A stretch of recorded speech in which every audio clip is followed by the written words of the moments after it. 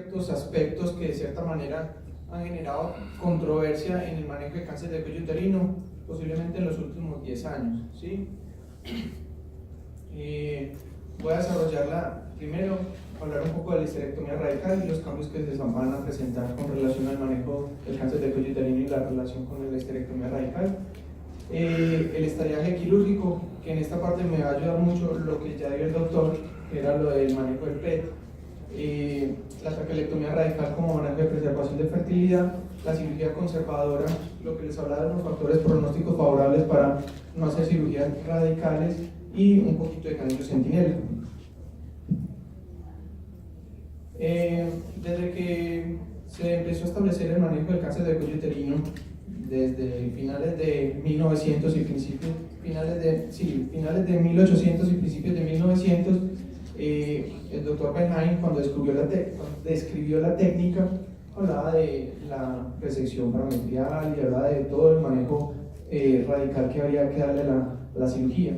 Pero fue solo en 1992, después de posteriores manejos, que recibió la técnica, las modificaciones, descripciones y cosas de estas. Solo en el 92, uno de los hermanos Nezar, que es el ginecólogo oncólogo Cameron, describió la primera histerectomía radical por laparoscopia.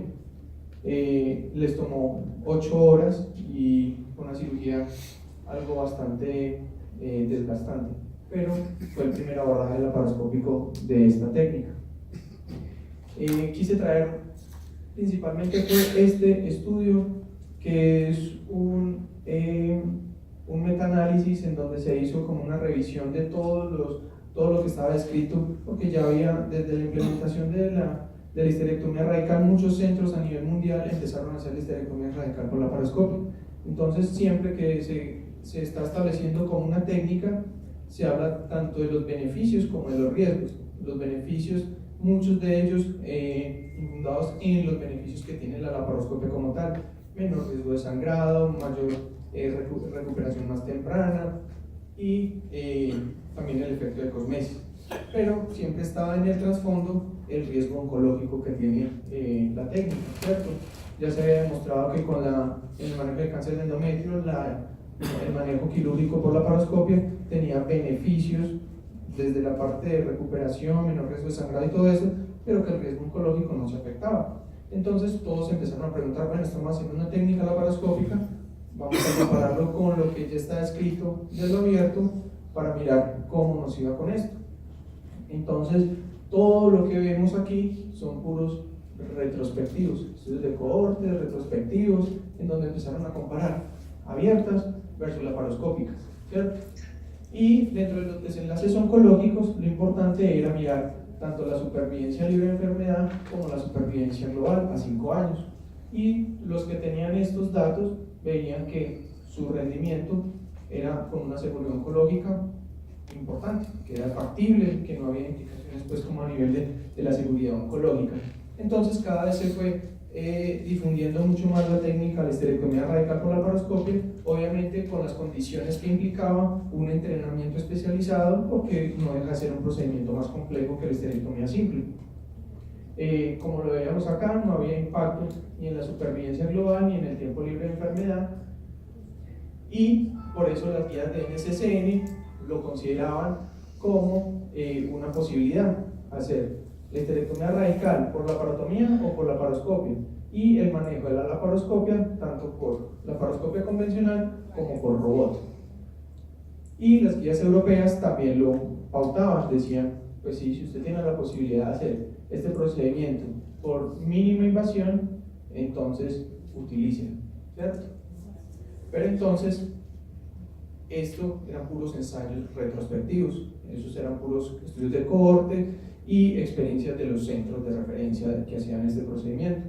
Pero el standard of care, siempre se ha hablado de que la evidencia sea evidencia 1A, en donde tengamos un ensayo clínico que nos permitiera definir que en realidad se había un beneficio y que no había un riesgo oncológico asociado a la implementación de esta nueva técnica. Entonces, en el MD Anderson desarrollaron el estudio que era el LAC Trial. Este estudio era un estudio multicéntrico donde empezaron a reclutar pacientes de todo el mundo y se les aleatorizaba para hacerle la cirugía por laparoscopia o vía abierta. El objetivo primario era evaluar la enfermedad, el tiempo libre de enfermedad, pues la supervivencia libre de enfermedad a 4.5 años, sea por laparoscopia, sea laparoscopia tradicional o robot versus laparotomía. Hubo otros objetivos secundarios, en ellos era evaluar la recurrencia, la movilidad, costo-efectividad, función del piso pélvico, supervivencia global comparada entre ambos árboles y si había posibilidad de hacer gangliocentinela, evaluar gangliocentinela y calidad de vida. Entonces, dentro de los que llamaron los desenlaces primarios, llamó mucho la atención e incluso esto obligó a detener el estudio, y es porque empezaron a observar, ellos cuando tienen un ensayo clínico, pues, o sea, no ellos, en general cuando se tiene un ensayo clínico y se hacen evaluaciones periódicas de los desenlaces primarios para mirar si eventualmente al estar evaluando una técnica, en este caso una técnica quirúrgica, no se estuviera aumentando la mortalidad. Entonces empezaron a ver que las pacientes que se les estaba haciendo la cirugía por mínima invasión estaban presentando mayor recurrencia. ¿Y dónde estaban recurriendo estas pacientes? En la vagina, pues en lo que quedaba en la fúcula, en la pelvis, abdomen, a distancia o en múltiples sitios, pero y además la supervivencia global también se estaba empezando a ver afectada. Entonces esto llevó a los investigadores y al Instituto Nacional de Salud de los Estados Unidos a suspender el estudio y a generar una alerta con relación al manejo que se estaba dando con cáncer de cuello uterino. Las muertes asociadas al cáncer de cuello uterino eran mayores cuando se hacían por técnica por laparoscopia. Entonces la conclusión de los investigadores, esto todavía no ha sido publicado, está en proceso de publicación, que la histerectomía radical por mínima invasión está asociada a mayor recurrencia y a peor pronóstico en supervivencia global comparado con la técnica abierta. Pero entonces estábamos evaluando, si nosotros veamos lo primero que les mostré, que fue un metaanálisis grande donde recogieron muchos de estos, todos eran estudios retrospectivos. Y algo que era muy importante de esto es que eran poblaciones retrospectivas, en donde estábamos considerando una población que se le estaba haciendo la laparoscopia y otra población retrospectiva, no era uno a uno como si lo hizo este estudio, sino que eran los casos viejos que tenían de radicales abiertas versus los casos nuevos de laparoscopia. Entonces estábamos comparando una población que eventualmente tenía unos diferentes manejos en el cáncer de cuello uterino, no solo la histerectomía, sino la adyuvancia como tal, y eso se está reflejando en un comportamiento en supervivencia que no estaba generando diferencias, porque antes se operaban tumores más grandes, tumores con peores características, y que ahorita, seleccionando mejores pacientes, les está yendo igual a los que eran peores. Entonces, ¿esto qué llevó? A hacer una recomendación con relación a estas pacientes que iban a ser llevadas a histerectomía radical. Pero entonces no fue solo el ensayo clínico, esto se presentó ahorita en el congreso del SGO, que es la Sociedad de Ginecología Oncológica en Estados Unidos, que fue ahorita en marzo. Se presentó el LAC, pero también hubo un análisis retrospectivo de la base de datos de los Estados Unidos, en donde se hizo una comparación desde que se implementó la histerectomía radical por laparoscopia en los Estados Unidos y evaluar cómo es el comportamiento después de la implementación de esto. Se incluyeron 2.221 pacientes y incluyeron 47% eran por mínima invasión. Y detrás de la mínima invasión, la principal era el robot. O sea, en Estados Unidos la laparoscopia prima es el robot y más en el manejo del cáncer de cuello uterino. Y como vemos, aquí también se vio como el comportamiento de la laparotomía, porque habían centros que todavía seguían haciendo el manejo por laparotomía versus los que empezaron a implementar la técnica por mínima invasión, y se vio como con una estadísticamente significativa había mayor riesgo de recurrencia y muerte por cáncer del cuello uterino cuando se hacía por mínima invasión. Y eso es algo muy importante, y era desde la implementación en el 2006 de las técnicas de laparoscopia lo que estaban ganando ellos con todas las técnicas de detección temprana, manejo oportuno, mejorías de los criterios para llevar a los pacientes a ayudanza y todo eso, se empezó a ver que estaba disminuyendo de cuenta de la implementación de la mínima invasión. Entonces, en conclusión, ellos, después de este estudio, dijeron que la histerectomía radical por mínima invasión se aumenta con el mayor riesgo de muerte. Y esto puede estar más en asociación con la cirugía robótica. Entonces, esto generó una alerta, pues imagínense todos los ginecólogos oncólogos de Estados Unidos van a ese congreso, o sea, eso es impresionante. Y esto generó un debate bastante nutrido y bastante importante, y estamos esperando la publicación del artículo porque esto va a acarrear ciertos cambios. Entonces, ya la guía de la NCCN, la versión 2019, a pesar de que menciona esto que ya les había dicho, que está la laparoscopia y la laparotomía, sin embargo, según lo presentado recientemente, según el pronóstico oncológico, debe ser evaluado con cada paciente de una manera muy minuciosa. O sea, si una paciente va a ser llevada a esta técnica quirúrgica por laparoscopia, tiene que entender y quedarle muy claro que existe la posibilidad de mayor riesgo de recurrencia y de muerte por el tratamiento de la enfermedad. Entonces, ¿qué pasó cuando se presentó esta información? Obvio, todo el mundo empezó, ¿qué? ¿Cómo así? No puede ser, pero es que, ¿qué fue? ¿Qué pasó? Pero entonces, mucha gente no ha podido asimilar esto. O sea, en realidad todavía hay gente que no ha llegado a entender que hay un ensayo clínico que nos está demostrando que la cirugía por mínima invasión en cáncer de cuello uterino no lo está, tiene un peor pronóstico. Pero entonces ya lo que hay que hacer es aceptarlo y aprender de esto. No va a ser el único ensayo clínico, yo creo que esto va a dar pie a muchas otras cosas, pero en realidad hay que pararle cartas al asunto. ¿Qué vamos a hacer? Pues conducta que hice personalmente es que paré de hacer la cirugía por laparoscopia. Me consideraba un cirujano laparoscopista afortunado porque disfruto esta cirugía por laparoscopia, la odio hacerla por laparotomía, pero un ensayo clínico me está diciendo que se van a morir más las pacientes por laparoscopia. Entonces, desafortunadamente, lo que tengo que hacer por el momento es parar de hacer la laparoscopia, volver a revisar la información que tenemos disponible de todos los centros que hay.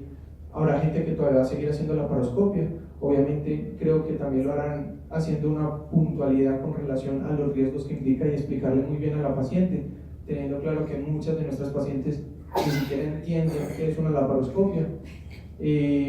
Eso también motiva a hacer cambios, modificar cosas que se puedan estar haciendo en una cirugía y que hablen de seguridad oncológica e higiene oncológica, o también buscar esos subgrupos que puedan verse beneficiados por este manejo laparoscópico. Si vamos a parar de hacer laparoscopia, pues disminuir la morbilidad quirúrgica abdominal. ¿Cómo se puede hacer esto? Hacer centinela en vez de linfanectomías estándar, pero eso todavía está en el proceso de investigación, que ahorita lo vamos a ver. Si va a ser la linfanectomía estándar, pues entonces cuidar el ganglio que está por encima de la circunfleja, que es el que más se asocia al linfedema. Preservación del nervio hipogástrico, el protocolo de ERAS, que es el Enhanced Recovery, que es altas tempranas, ayudar a los pacientes a que recuperen más rápido, y eso ayuda mucho a la recuperación. Y no considerar la mediana, sino la incisión transversa. Se habla dentro de las posibilidades de manejo de cáncer de cuello uterino, biopsia o linfanectomía paraórtica. En realidad, la linfanectomía paraórtica no tiene utilidad en el cáncer de cuello uterino. Este es un estudio que está pendiente de ser publicado, pues ya está como adelanto, está todavía que se publique oficialmente. Y la proporción, se cogió toda la población de la base nacional del cáncer en Estados Unidos y se reclutaron 3.212 pacientes, a los cuales el 30% se le hizo linfanectomía paraórtica y solo el 0.1% tenían ganglios paraórticos aislados. Importante es que cuando los ganglios pélvicos son positivos, sí hay una mayor proporción de paraórticos, pero no se justificaba, uno, primero hacer una mediana para ir a buscar los paraórticos, y dos, pues que en realidad un Fanestil sin necesidad de tener que hacer una mediana, nos va a mejorar recuperación para la paciente. Fanestil no una transversa, porque muchas veces no se puede hacer solo por Fanestil, sino que hay que hacer una modificación de la técnica. Entonces, la conclusión que ellos dicen es que pacientes que van a ser llevadas a histerectomía radical y linfadenectomía pélvica por cáncer de cuello uterino no necesitan la linfadenectomía paraórtica. Entonces ya nos están quitando un elemento que nos hacía tener que hacer más cirugía cuando no estaba indicada. Este es otro aspecto importante. El doctor adelantó bastante con relación a este aspecto, y es porque en realidad cuando tenemos cáncer de cuello uterino localmente avanzado, uno de los factores pronósticos más determinantes es el compromiso ganglionar, y en este caso el compromiso ganglionar paraórtico, ¿sí? Se ha visto que el compromiso paraórtico en lo localmente avanzado, lo menciona el doctor, puede llegar hasta el 30%.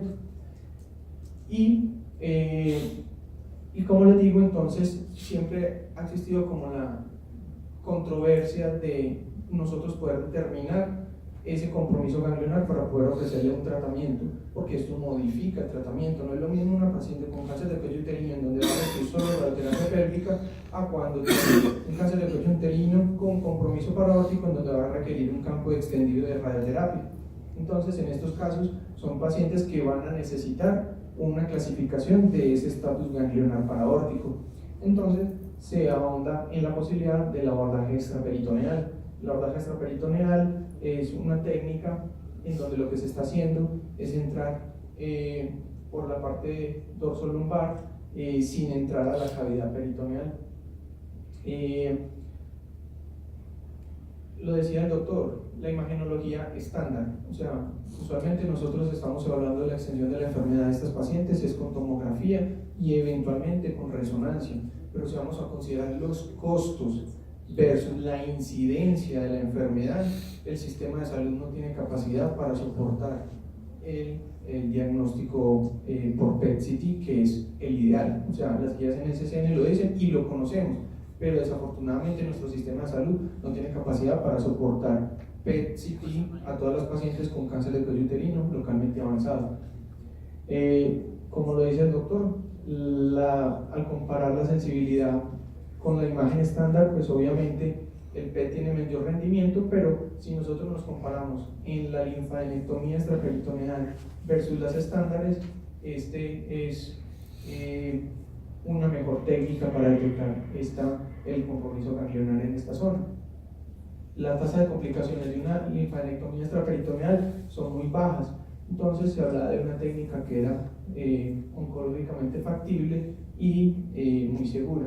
Y la supervivencia, pues obviamente si se le estadia un estadiaje quirúrgico, íbamos a conocer el estadiaje de esos ganglios, iban a recibir un tratamiento acorde a ese estadiaje, y lo cual era variable, que era menor cuando se hacía solo un estadiaje clínico. Obviamente las desventajas es que no es una técnica ampliamente utilizada, la enseñanza es limitada, requiere de un entrenamiento especializado, y obviamente pues dentro de la cirugía uno espera que no se le afecte el peritoneo, porque obviamente si se afecta el peritoneo se pierde el neumorretroperitoneo y no se puede realizar la técnica vía extraperitoneal. Leblanc en el 2007, cuando hizo una revisión de todos los casos que ellos habían hecho en este periodo de tiempo, habló de que había un compromiso ganglionar hasta en un 25% y con un sobreestadiaje hasta en un 58%, logrando un campo extendido en un 24%, pero le evitó un sobretratamiento a muchos pacientes hasta en un 75%. Como les decía, nosotros vamos a entrar por esta zona, que es en la zona lateral como en el flanco y en la fosa ilíaca, y aquí hacemos una disección digital, y después de la disección digital incrustamos los trócares y estamos trabajando por debajo de los intestinos. Estamos haciendo un abordaje retroperitoneo y podemos ver la aorta con la bifurcación de las ilíacas comunes. Este es el ureter y aquí está todo el peritoneo donde están las asas intestinales hacia arriba. Y este fue un estudio que salió hace poco en donde quisieron comparar pacientes en Francia de un centro donde les hacían a todas PET y las llevaban a cirugía versus unas pacientes que solo les hacían el PET. Y algo importante es que con la clasificación del PET se lograba determinar suficiente información para poder modificar un tratamiento y que era menos mórbido que el tratamiento con la cirugía. Ahorita en curso hay un protocolo que todavía ha tenido ciertas dificultades por la dificultad económica que puede implicar hacerle PET a todas las pacientes.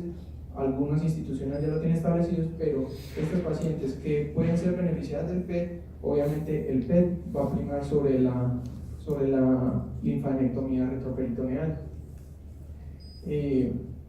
Ya por otro lado, entonces vamos a hablar de la traquelectomía radical. La traquelectomía radical dentro del cáncer de cuello uterino es una opción para los pacientes que tienen estadios tempranos que desean preservar su fertilidad. Sabemos que la histerectomía radical es el estándar de tratamiento, pero ya la traquelectomía radical hace parte dentro de las posibilidades del estándar de tratamiento. Técnicas para hacer la traquelectomía radical: está la vía vaginal, que fue la que fue descrita inicialmente por Daniel Darjan, posteriormente por Smith abdominal, y ya más adelante fue descrita por los orientales, la laparoscópica y la robótica. Y lo que se buscó hacer dentro de la implementación de esta técnica es poder demostrar esos desenlaces obstétricos y esos desenlaces de supervivencia y tiempo libre de enfermedad. Entonces, como lo que les digo, la traquelectomía radical consiste en extirpar exclusivamente el cuello del útero, pero con los parametrios y con el borde superior de la vagina, y posteriormente hacer una anastomosis entre la vagina y el remanente del útero. Aquí es como la técnica abierta en donde se hacía esa reanastomosis y se utilizaba este dispositivo para evitar la estenosis en el proceso de cicatrización que se estaba dando en ese muñón residual. Hay unos criterios para llevar a estos pacientes a traquelectomía radical cuando tienen deseos de preservación de fertilidad, y es que pues definitivamente tengan deseo de preservación de fertilidad, que tengan un tipo histológico no adverso, o sea, escamo, adenocarcinoma o adenoescamoso, no se permite células claras ni neuroendocrinos, que tengan un estadio 1A1 con compromiso linfovascular 1A2 o 1B1, que el tumor sea menor de 2 centímetros. Aquí hay una parte, y es que algunos centros pueden hacer traquelectomías en tumores mayores de 2 centímetros, pero con quimioterapia neoadyuvante. Como le decía el doctor, la resonancia magnética cuando se desea preservación de fertilidad, porque nos va a permitir evaluar muy bien el canal endocervical y lo que va a quedar del canal endocervical, aunque ya sabemos que el rendimiento para los parámetros no es tan bueno. Esperar de 4 a 6 semanas después de la conización para evitar como ese proceso inflamatorio agudo, que se compruebe que no hay compromiso extracervical. En estos casos el PET es una muy buena opción para hacer el estadiaje de estas pacientes, y que sean menores de 40 años y que no tengan antecedentes de infertilidad como patología de endometriosis. Nosotros hicimos una revisión de lo que había en el 2013 de la histerectomía, desde la traquelectomía radical abdominal versus lo que había de la traquelectomía radical vaginal.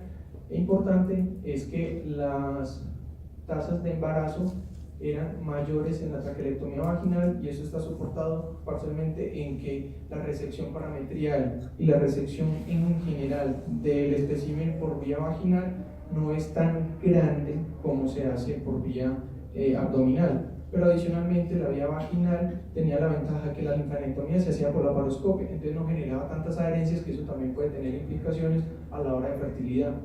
Entonces por eso veíamos que había una mayor tasa de preservación y de embarazos con relación a la vía vaginal, pero la vía vaginal implicaba una técnica quirúrgica bastante avanzada en donde solo unos centros especializados lo disponen. Entonces ya luego lo que hicimos fue comparar ya la abdominal versus la laparoscópica, y se incluyeron 100 pacientes de varios centros, y la tasa de embarazos fue fue más alta en la abierta que en la laparoscópica, y en parte se explicó era porque pues, la abierta tenía mayor seguimiento que la laparoscópica. La laparoscópica llevaba muy poquito seguimiento en ese momento.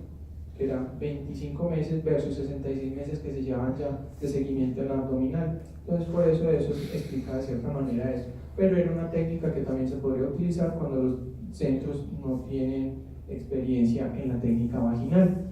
Y obviamente siempre que vamos a hablar de seguridad en un procedimiento oncológico, habría que hablar de la supervivencia y del tiempo libre de enfermedad. Y este estudio mostró que ambos procedimientos, tanto abierta como laparoscópica, eran similares en el desenlace oncológico a la histerectomía radical, que era el estándar de tratamiento en ese momento. Entonces la traquelectomía radical es una opción para esas pacientes que desean preservar la fertilidad, que es una técnica segura y técnicamente viable, sin compromiso de los desenlaces oncológicos, pero en este queremos hacer una parte, porque el LAC, que es el estudio que les mostré inicialmente, nos habla de la cirugía mínimamente invasiva con mayor riesgo de recurrencia y de muerte. Entonces, ahora se viene